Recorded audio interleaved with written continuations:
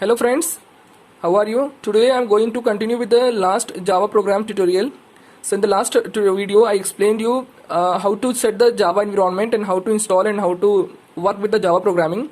Now moving on to the next programming here with the real-time Java programming here, or how to write the Java code with the programs given to you in this way logically. See, because logic writing of the program is very much important. Rest all the syntaxes, all the functionalities you will be learning by yourself, and you will be much better in your theoretical part. But logic behind the writing the code of this program is very much important if this such kind of situation is given to you. Okay, so now let us start now, all of you.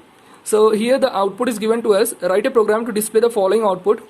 So here you can see the pattern here. Every line the character or the number count is increasing. 1, then again 2 is increased to 2 count, 3 is increased to 3 count, 4 count, 5 count, 6 count, so on. Okay, so you should get this kind of output by writing the program code of Java. So let us see how to write the program and how to write the logic for this kind of structures.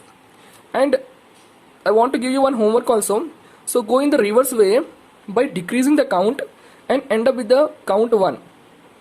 So this is your homework code program where you need to write a program for this kind of display on your screen. Okay, all of you. So I will be telling you the hint also for this at the end of the video. So keep watching the video. So next, moving on to solving this, writing the code for this. Yeah, already have done with the practically by writing the code here. So first of all, declare the class here. Class name is very much important. Now write down public static void main. Again, write down string args because it is not going to return anything, but it will be printing as the string characters. Okay, array characters, string array characters. So now let us see now system.out.println, just give one statement. Now coming to this logic, this is our main logic here. So this is the logic of our program. See here all of you very carefully. Now int I equal to 1. Now I am declaring my variable int here.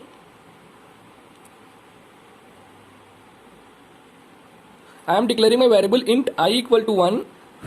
So you need to first declare your variable. If you want to mention any of the variable in your program, first you need to declare it as whether it's an integer, float or character. So after declaring int I equal to 1, I is less than equal to 9. This is the condition for the implementing the loop. So for loop it is, see, you will be learning in the future classes or further videos loop statements also. So under this loop statements you will have for loop, if loop, while loop and all this. Okay, so I is less than equal to 9 because I am going to print till 9 only, right? My output should be till 9, so that's why it should be less than equal to 9. I plus plus, the use of I plus plus is it will increment this I value. Okay, it is used for incrementing. For every loop I value will get incremented. So now let us start now. I is equal to 1, so I have set the value of I. Let me write down here how the output is implemented. And I is less than equal to 9. Okay, so the condition is satisfied, it will go inside the loop. Okay, again for int j equal to 1, so there is one more variable j which is also equal to 1 now. So let me write down. Now j is less than equal to I. Okay, j is equal to I, it will go inside the loop, it will give a space, print I. So I will be printed first, that is 1. Okay, all of you. Now it will go to the next line. Now it will not end the loop because since the condition is not false here, until the condition is false, it will not come out of this loop. If once the condition becomes false, it will come out of the loop and it will go to the next incrementation. Okay, so until the condition is false, it will be inside the loop only. Okay, now it will again continue with the j plus plus. I think I told you plus plus means it will increment the variable, so j will be incremented to 2. Okay, it is not printing, it is just doing its process or execution inside the loop only. So now j is, again it will check the condition, j is less than I, that is 2 is less than equal to I, no. Now condition became false. Now it will come out of the loop, it will not print this one also, it will come out of the loop and it will go to the next line and it will increment this I value now, because this I value haven't become false now, it is still true. Okay, now I was before 1, now it became 2. So I is less than equal to 9, yeah, 2 is less than equal to 9, yes. Now it will go inside the loop. Again int j equal to 1, again declared here. Now my j value is 1 again, so 1 is less than equal to 2, yes, because my I value is 2 now, no. So 1 is, this is over, this is over.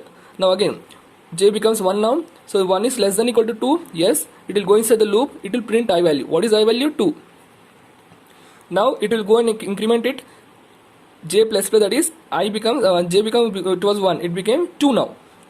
Now it became 2. Now again it will satisfy the condition. 2 is less than equal to 2, yeah, it is equal to 2. It will go inside the loop, it will print again I value. What is I value? 2. So it will give some space, it will print 2.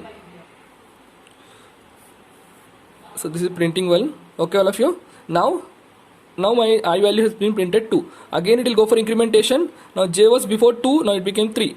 So incrementation plus 1, it will increment plus 1. See, j plus plus means it is equal to j plus 1. That's it is. Okay.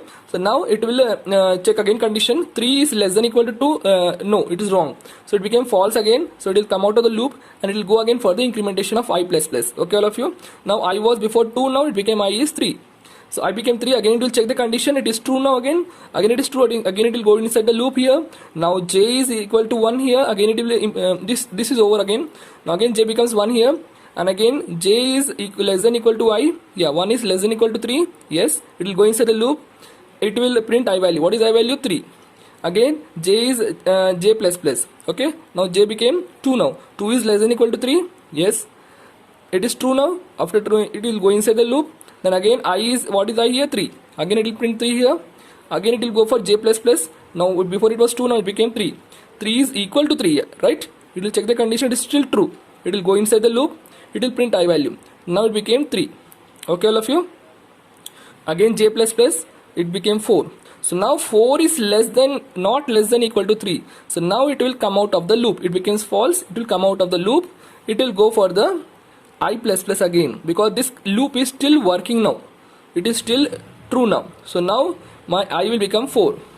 So in this way 4 4 4 4 will be printed, then 5 5 5 5 will be printed. So until I value becomes, this condition becomes false, this loop will be going on until this first condition of our loop becomes false. Okay, all of you. You can write any variable, any number here, how much you want to print as your symmetric design, and you can print show it on the screen. Okay, all of you.